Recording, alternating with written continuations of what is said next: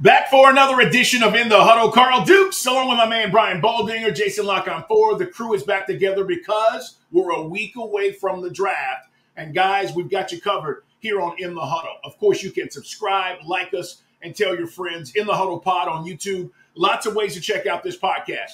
We talk NFL, we talk offseason, we talk NFL. That's what this is. Now, fellas, we got to continue to count down to the draft. And that means today we'll take a look at 6 teams as we continue to get into that top 10 next week. Thursday, it's on. Next Thursday, we'll finally get to that first round. Before we do, though, Jason, Baldy, what do you guys make of the Eagles extending DeVonta Smith?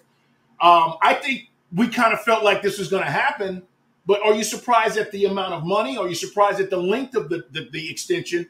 And it just shows you, again, the Eagles are ready to compete. They want to go all in. What do you guys make of that contract extension? Jason, I'll let you take the floor. You're kind of plugged into the contracts.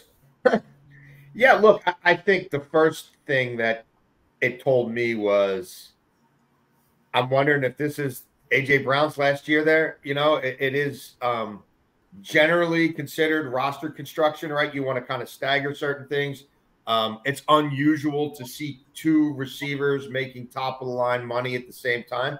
Heck, that's part of the reason T. Higgins got tagged, right? Like, if they were going to get T. Higgins signed long-term and get Jamar Chase signed long-term, like, do we really think that's how the Bengals are going to allocate their resources? So the Eagles are a high-spending team.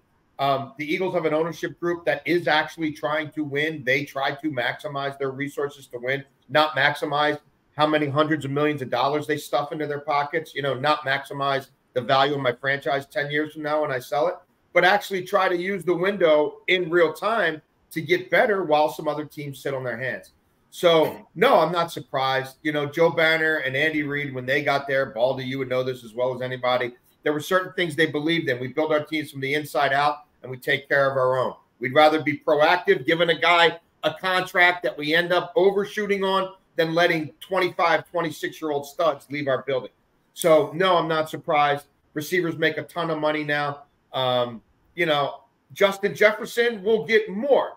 Like T. Higgins, if he hits the open market, when he hits the open market, we'll get more, right? Because DeVonta Smith can only talk to one team right now. That's part of why the Eagles like to do this stuff. Hey, he's not an unrestricted free agent. He can't talk to anybody else. Let's be proactive and get it done now. So I think it's another sort of incremental step up the ladder of receiver salaries, but I don't think it moves the needle the way this Jefferson thing eventually will, this Jamar Chase thing eventually will, resetting the highest margins of the wide receiver market. Let's just recap the last 2 years of the Eagles and what they've done. Last year at this time, Jalen Hurts, for a brief period of time, was the highest paid quarterback in the league before Lamar supplanted him. They just made Jordan Mailata one of the highest paid left tackles in the league. After they made the left guard, Landon Dickerson, one of the highest paid left guards in the league. And that was after last year's extension to Lane Johnson to make sure he's the highest paid right tackle in the league. I mean, it just never – and that's after they gave, on draft day, A.J. Brown $100 million to play wide receiver. And DeVonta Smith, they just gave $51 million, guaranteed $1 million to. I mean, every team in the league must look at the Eagles and go, how do they do this? Including the Cowboys, including any team that's trying to compete. Like San Francisco's trying to get Ayuk done.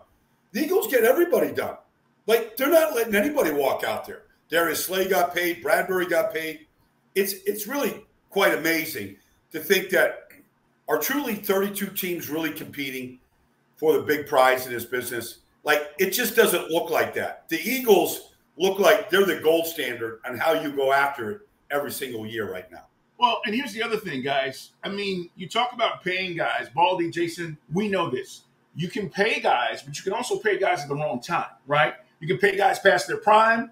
Yeah. You can pay guys you shouldn't pay. Right. To your point, Baldy, they're paying guys. Devontae's 25 years old. I mean, like, this makes sense. He's not 35 years old. Right. And so it's when you pay these guys that also matters, that continues to make you competitive. And so for me, that's what I keep looking at is they don't miss on that.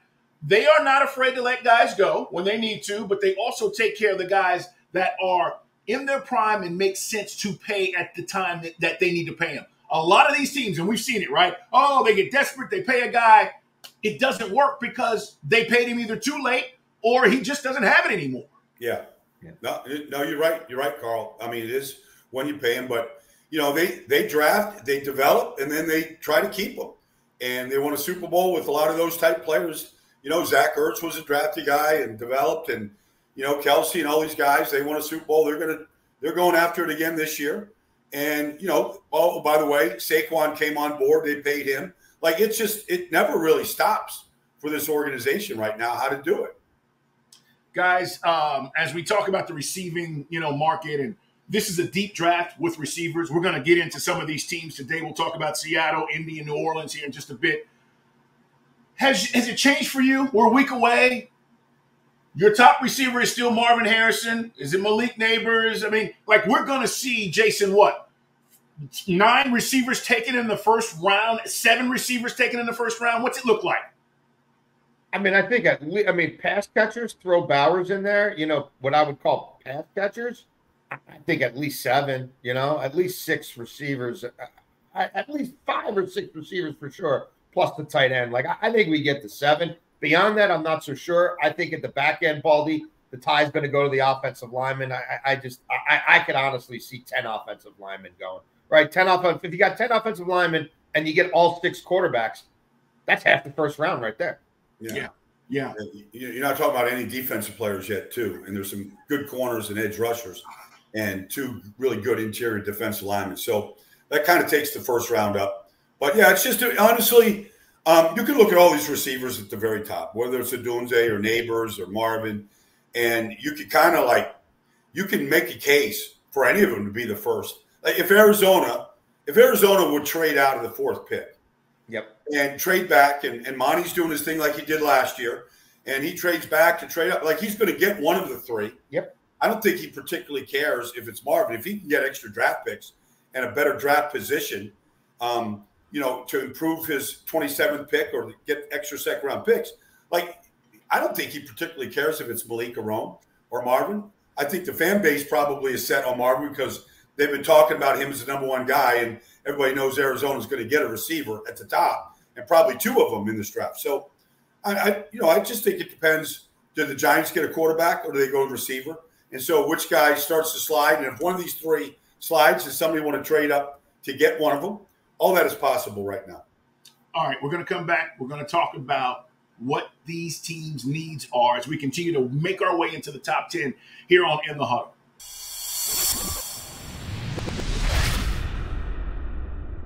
Carl Dukes, Brian Baldinger, Jason Locke on 4. Guys, let's talk about Seattle. I saw something this week where Geno Smith was talking about his affinity and his love for Pete Carroll and what he did for him.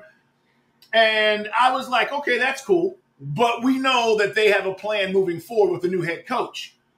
Guys, what is that plan in the draft in the first round? They picked 16th overall. We're working our way into the top 10. Where's Seattle, and what are they doing, in your opinion, Jason? What do you think they're going to attempt to do in this first round? I talked to a GM last night who, I don't want to give too much away. Let's say he's picking within 7 picks of the Seattle Seahawks, and we were kind of going through the teams, comparing notes. And he thinks Seattle's one of the biggest wild cards in this draft. They're taking the long view. You just talked about Geno, right? And Geno being tied to a 70-something-year-old head coach who had all the power in the organization. John Snyder was the GM in title, but in power, it was Pete Carroll. So then they bring in a very young head coach, and they do almost nothing in free agency, right?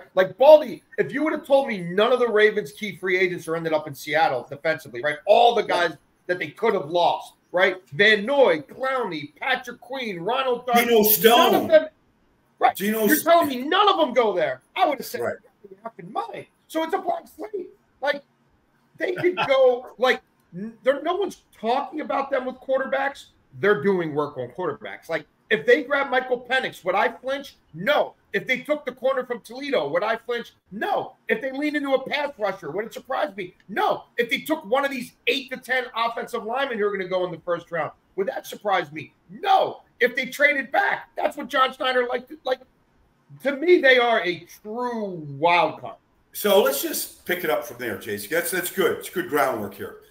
So Mike McDonald hired Ryan Grubb as his offense coordinator. He was the offense coordinator in Washington with Kalen DeBoer. So he has coached Michael Penix from the day he got there.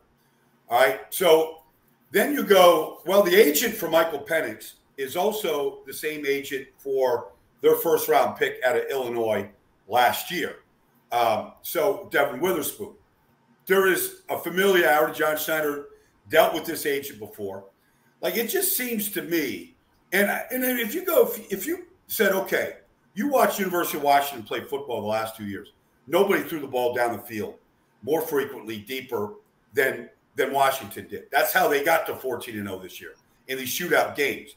So I don't think you could plug J.J. McCarthy into that offense and they'd have been as successful. Not here to knock any of the other quarterbacks. Mm-hmm. Michael Penix thrived in this particular offense. Also, Troy Fautano was a left tackle. I think Seattle needs a guard. They lost Damian Lewis. Like, to me, he's a Pro Bowl left guard. Like, they could go guard there, Jason. And Fautano would make a lot of sense. They've got two good young running backs there. Like, let's try to fix the offense line. They drafted those two tackles 2 years ago. They both are getting better. I mean, I think they could go quarterback for sure. And Penix makes a ton of sense because they know if they're doing work on him, nobody knows Penix better than Ryan Grubb. And then if you wanted to fix the offense line, you could do that too. So I think they've got some real flexibility. Well, and Baldy, let's take it a step further. I know they took a corner last year, and I know he's a stud, but Mike McDonald comes from Baltimore. I can remember people when Baltimore took Marlon Humphrey saying, you got all these corners. You got 4 corners already. You need a tight end. Why are you taking Marlon Humphrey? I do a radio show for 4 hours in Baltimore. 2 years ago, I'm telling people, I think they're going to take Kyle Hamilton, and people were irate. What are you talking about? We got 3 safeties already. We got 3 corners. Like, we don't need another defensive back. What did they do? They took Kyle Hamilton. Like, if they traded back and took the DeJohn kid and they think he's a Swiss Army knife, like, would that shock me? No. Like, I know Mike McDonald has been brought up in a franchise that prizes corners and safeties above pass rushers even. Yeah, and what's interesting, guys, is we talk about Seattle and the potential of all the things you're laying out. The Indianapolis Colts pick 15th, and they need a corner, right? I mean, so you could have potentially 2 corners taken back-to-back there if that's what happens with Seattle. Let's talk about the Indianapolis Colts. We know Anthony Richardson is coming back, but who's he throwing the ball to, number one? Then number 2, how are they defending the pass? Because last year, one of the things the Colts were terrible at was defending the pass. I think they were 22nd in yards per pass attempt allowed. So they need help in that secondary. Baldy, what do you think? Where do they go here? What are their needs? Well, they've got Kenny Moore is back in the fold. They re-signed a bunch of their own guys. So Kenny Moore has been a Pro Bowl slot defender. That's what he thrives in. He's good in that role. They had drafted Juju Brents last year in the 2nd round. He's a local Indianapolis kid, and he came and he's their starting. They don't have a corner. The corner opposite Brents is basically a college free agent. Like, everybody has them taking a corner. And look, Gus Bradley, he plays zone coverage and all that. You've got to line up with these guys, especially if you're going up against Houston twice a year right now with what the firepower that they have and the quarterback that they have. I mean, you better be able to defend the perimeter. So I don't know if it's Quinyon Mitchell or Terrion Arnold or, how they value these guys and how, they're stacking these corners and when the run on corners begin to go. Because it looks like there's 4 for sure, maybe that look like in their first round with Wiggins and DeJean. So I feel like that's the position of need. It's also probably the sweet spot to get one of the better corners in this draft right now. By the way, real quick, DeJean. I know he's a white corner. Has to be obviously said, okay? We got to talk about this because we've been talking about it, and I am not caught up in that. My whole deal, as you guys know, can he play? Right? I don't give a damn what he looks like. But Baldy, the kid, is pretty damn good, isn't he? He's great. He's a great player. He's a great football player. He's a great tackler. People question because probably the skin color. Can he cover against the elite receivers down the field? Well, he ran an elite time. He has all the fast twitch that you're looking for. He just happens to be my color. Like, other than that, like, I don't know. Well, I guess it's an anomaly, right, when we see guys at that position be as athletic and be able to cover and quick, twitchy stuff as we talk about. So that I think people are caught up in that. And like, Carl, like he's an elite punt returner. He's taking interceptions back for touchdowns. Like he's a playmaker. You can put him in the slot. You can play him outside. You can match him up. He's got size and he's physical. There's really, I don't.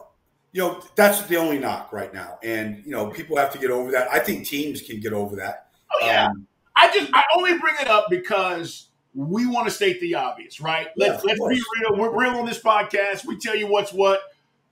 We can't always tell you who told us what or where it came from, but at the end of the day, no. But like Carl, honestly, Christian McCaffrey's the best running back in football. Correct. Okay, like I don't think people look at Christian McCaffrey and go, "Wow, boy, what a They don't look at the color of skin. They're like, this is a hell of a football player. I think they're going to look at Cooper DeJean. I'm not saying he's going to be as good or, change the game the way McCaffrey does every Sunday. But I feel like very quickly we're going to get over that whole thing. All right. Jason, what do you want to add to the Colts situation, brother? I'm playing with a personnel guy from a team that is more likely than not to take a wide receiver. And this guy's like, every time we talk to a kid and say, you know what I mean? Who have you just met with? Who have you just talked to? It's Indianapolis every time.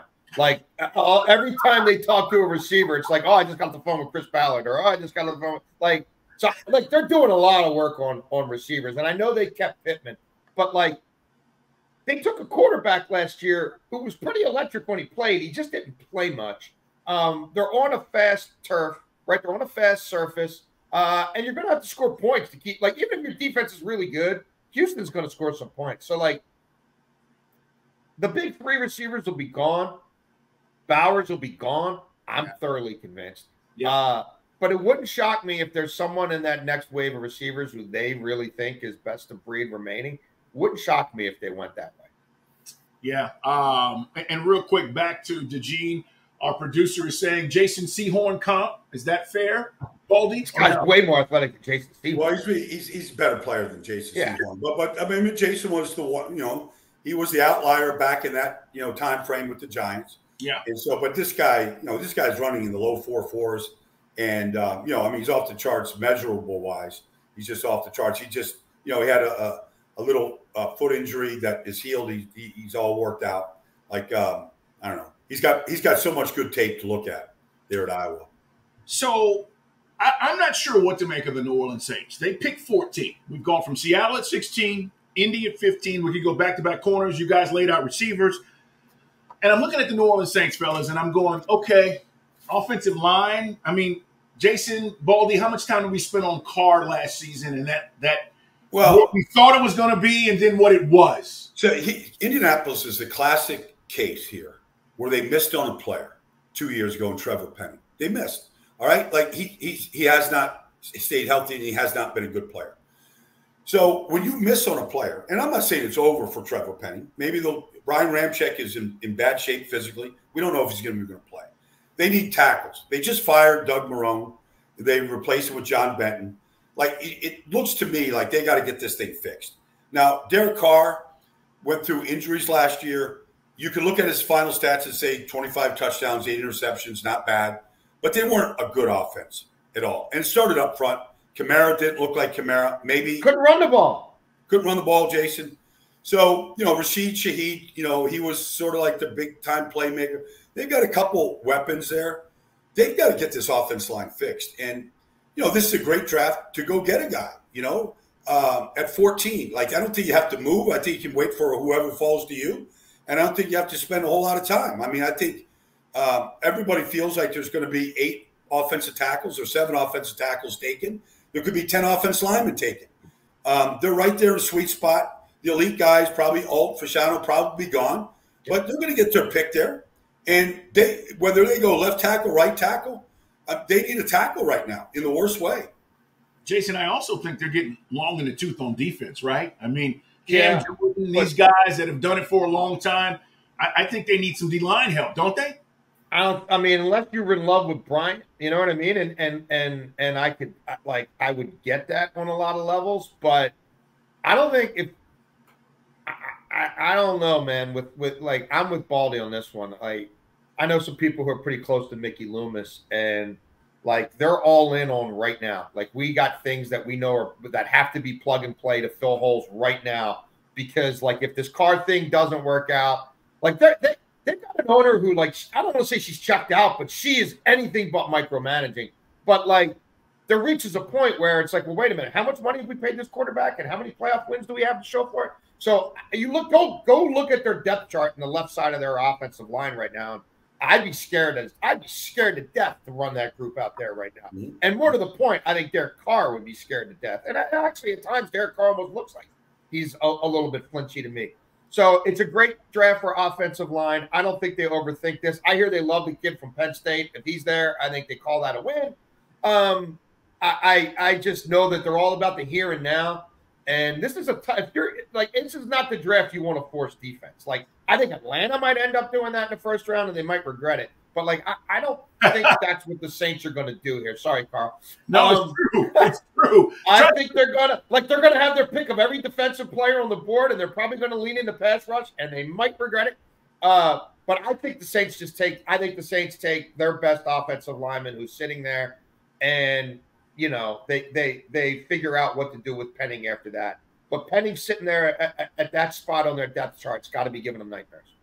I totally agree. And again, with what Tampa's done in that division, it's Tampa. Everybody loves the Kirk Cousins signing, so you might say Atlanta, but it's going to depend on what the hell they do in the draft. And then I've got New Orleans. So I'm with you. This is a big draft to try to protect Carr and get a better running game. All right, we're coming back.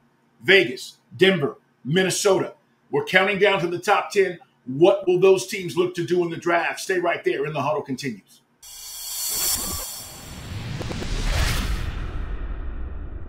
Carl Dukes, Brian Baldinger, and my man Jason Lock-On 4. We're counting down to the draft on Thursday, the 25th. And real quick, as we've been going through this, guys, understand we are not predicting potential trades. We are simply saying teams are here. This is what we think they're going to do. Baldy and Jason and I know that all of this crap could change on Thursday and certainly, before then next week. So just understand, this is not us mock drafting, okay? We are literally going in order because that's what we think is going to happen. And then if it changes, it does. All right, let's talk about the Vegas Raiders, guys.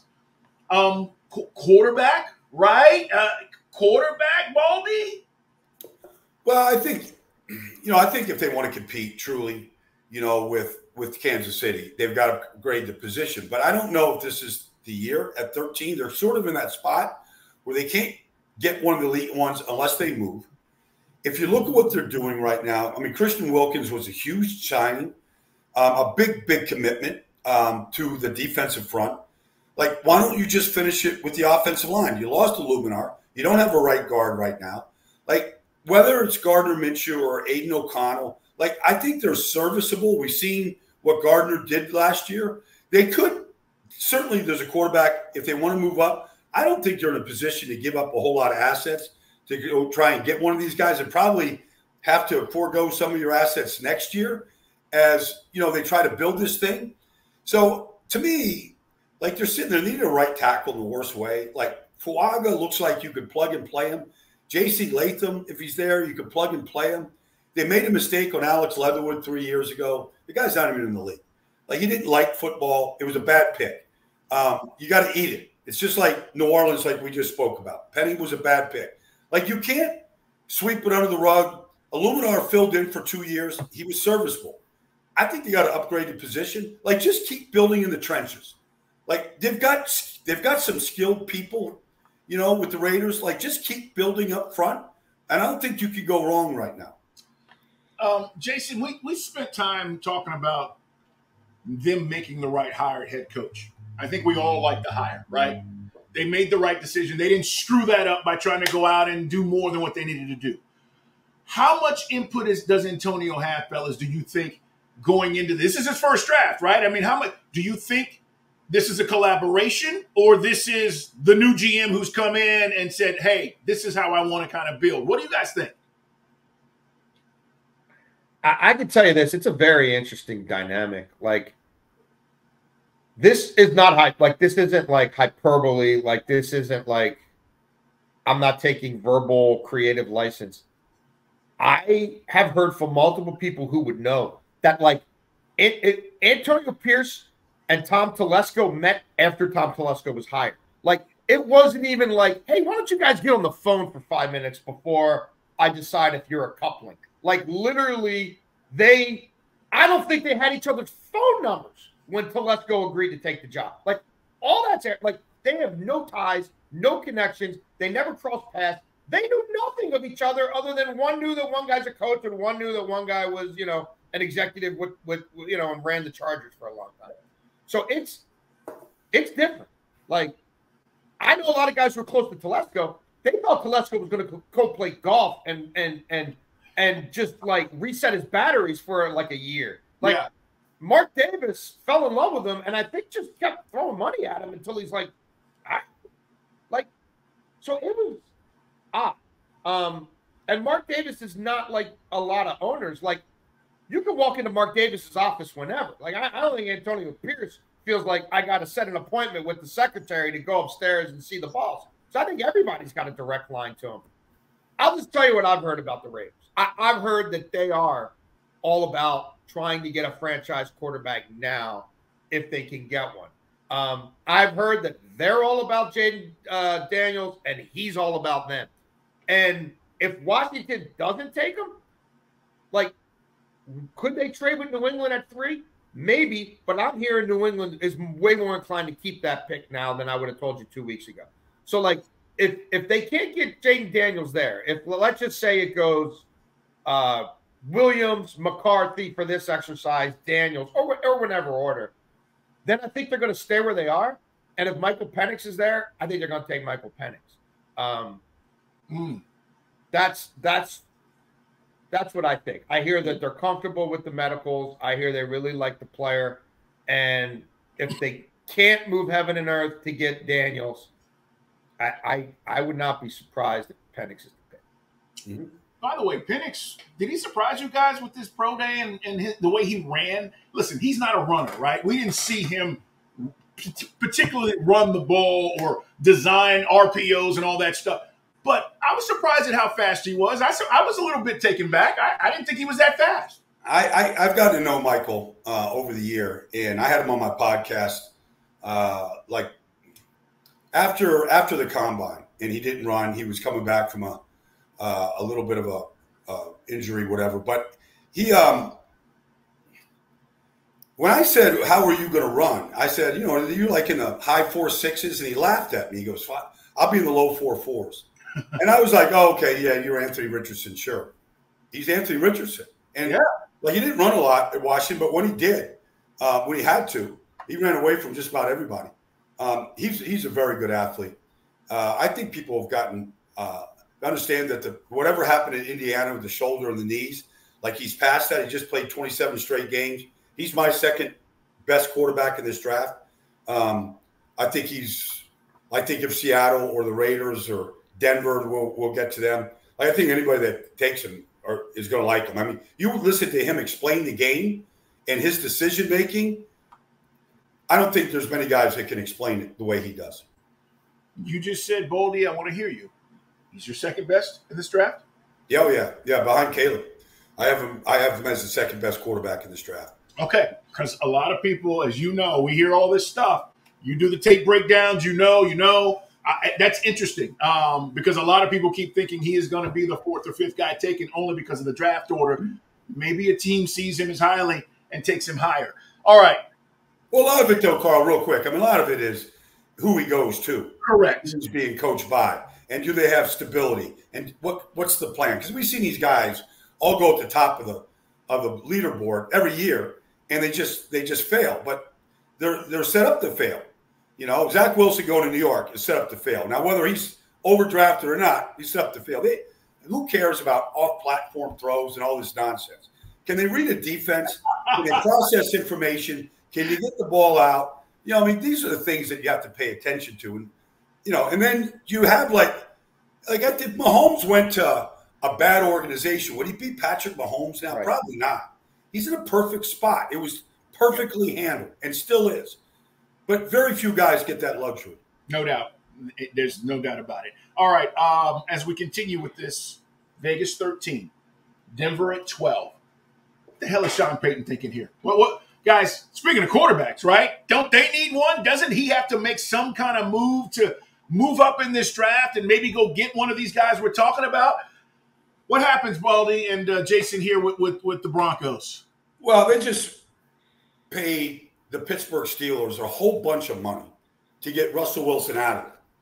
And if you're going to do that, you're going to tell me that Jarrett Stidham, who started the last 2 games last year, he's got 4 starts in his career, is your starting quarterback next year. How in the world are you going to honestly go compete for this year, next year, and succeeding years in that division?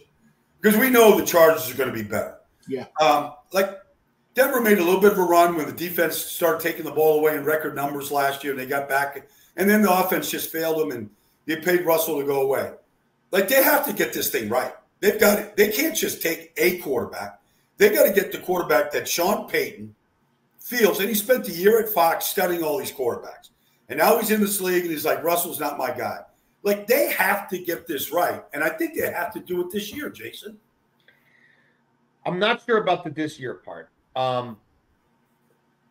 Had 3 GMs this week tell me that now maybe it's playing games, but they think Denver is pretty inclined to move down right now. And the more you kind of think about it, it's like, let's say, I know we're going to get to Minnesota in a minute, but let's say Minnesota takes one.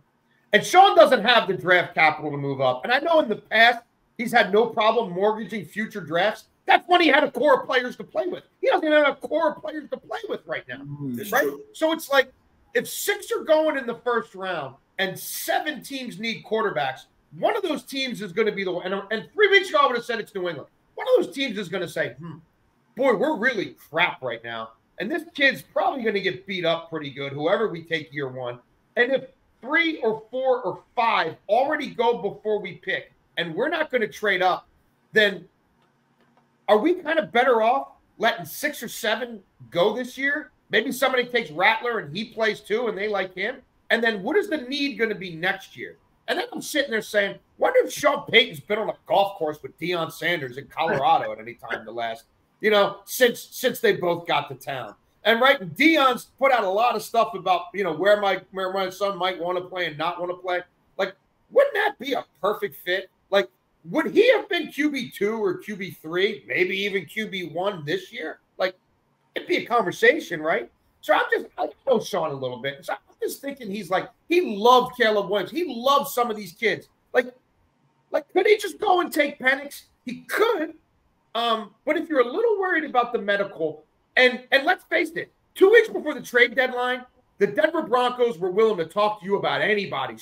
Like, Sean had reached a point where he's like, all right, this is a total reboot. Then they won a couple games, and some other teams had some injuries, and they pulled a bunch of guys off the market. But, like, he did some cold, hard calculus in late October and was like, holy shit, it's going to be a minute before we're good. So even if they get QB5, if they get Penix, are they winning more than 5 games this year? And, like, are they going to protect him the way he'd like? So to me now, I'm starting to become convinced he can trade back, still get a stud offensive lineman, get more assets for next year in case he does have to make a move to get. I don't know I don't know anybody that will trade up to number 12 or 13 right now, Jason. Now maybe if one of these quarterbacks, unless you want to jump somebody for a quarterback, if you want to get ahead of the Raiders for Penix. Yeah, that's possible right there. If they feel like Penix is on the slide, or or JJ or whoever, like, I don't, whoever it might be.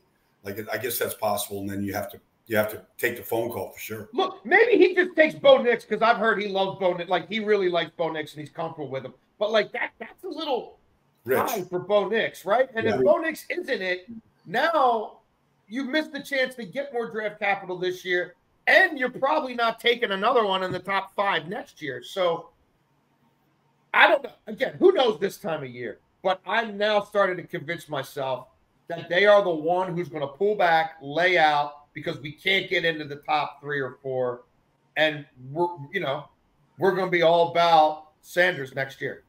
Yeah, that's a great point. It's interesting. Yeah, and when he was in New Orleans, right, you talked about it. I mean, he had a really good team that he could just simply add to. He's building. He thought Marcus Davenport was putting them over the top. He didn't think Marcus Davenport's a guy who 3 years from now he's going to be great. No, he thought we needed it. Like, you know what I mean? He gave up 2 number 1 draft picks to go get him. He's on his third team. Right, because he thought they were on the cusp of a Super Bowl and 1 player away. Like, what position group do you look at with Denver right now and say they're absolutely set? Like, anywhere? No, nowhere. All right. We continue to count down. As we move into next week, guys, we'll get into the top 10 before the draft. We'll give you, obviously, what we think is going to happen with the top 5 teams. Let's talk about Minnesota. They lose Kirk Cousins, quarterback. Do you trust what they've done and what they've brought in, or are they also in this quarterback mix? Again, we told you we are not projecting that these moves happen. We know they will.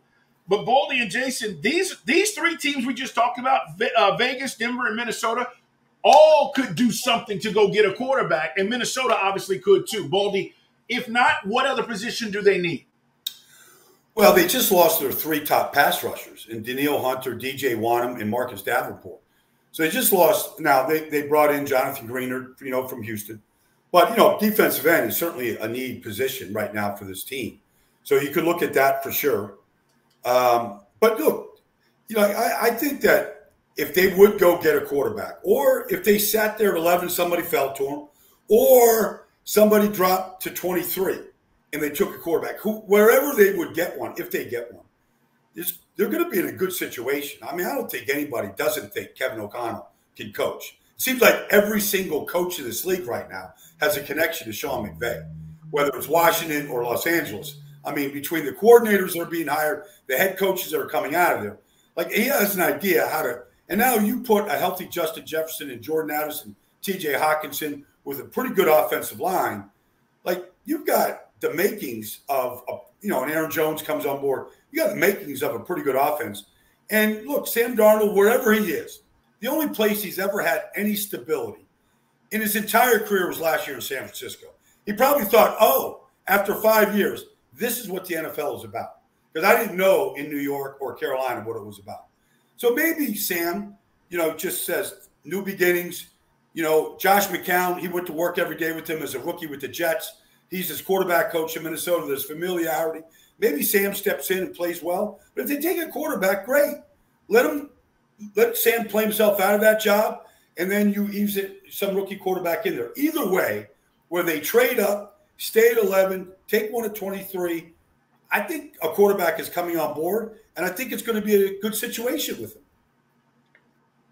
I just gave you a bunch of reasons why Sean Payton could lay out, right? And he's Sean effing Payton, and he's won a Super Bowl, and those new owners there in Denver have never won anything, right? They just got there. They're wealthier than anybody. They can bide their time. Like, they haven't been around a winning football team.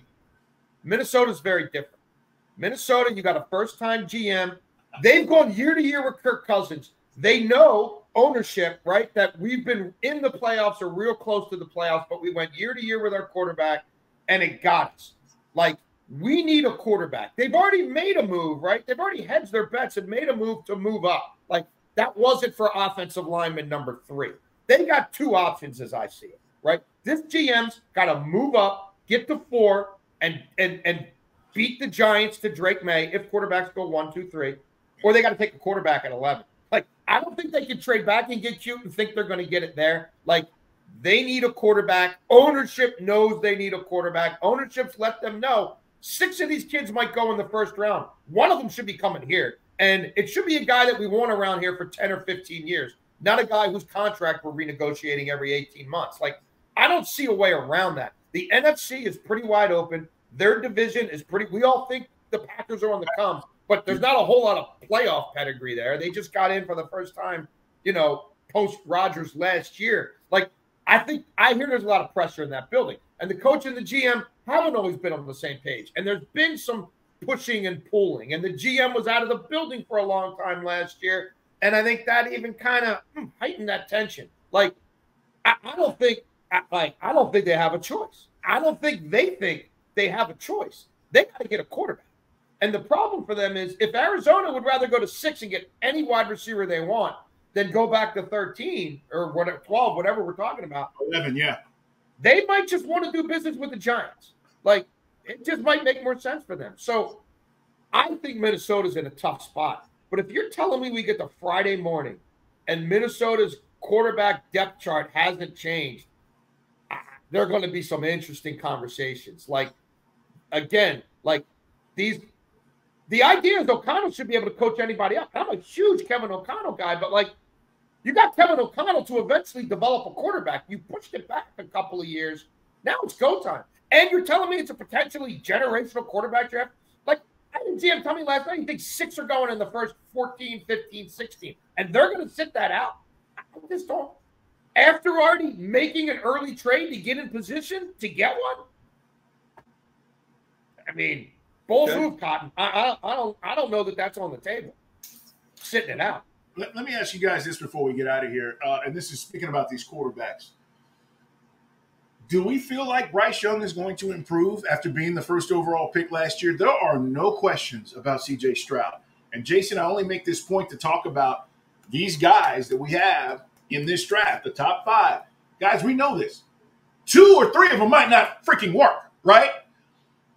And I'm looking at Bryce Young, and I'm going, is he going to develop into the guy that we think he's potentially capable of being after being the number 1 pick last year?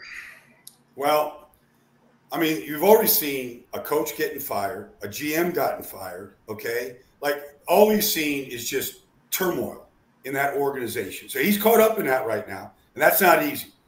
You can't tell me that adding Deontay Johnson has improved that offense at all, or overpaying for 2 guards has improved them immeasurably. He looked small when he played last year. He played small. He didn't look like what you need in this business to win. Guys can make meteoric jumps between the first and second year. Sure. But there looks like, I mean, this is going to have to I don't know if we're going to see a dramatic turnaround. You know, that's how I feel. Baldy, listen, and I'd love to see the kid be successful. That's how I feel. Me too. We need these guys to be successful. Yeah. League's dependent upon it.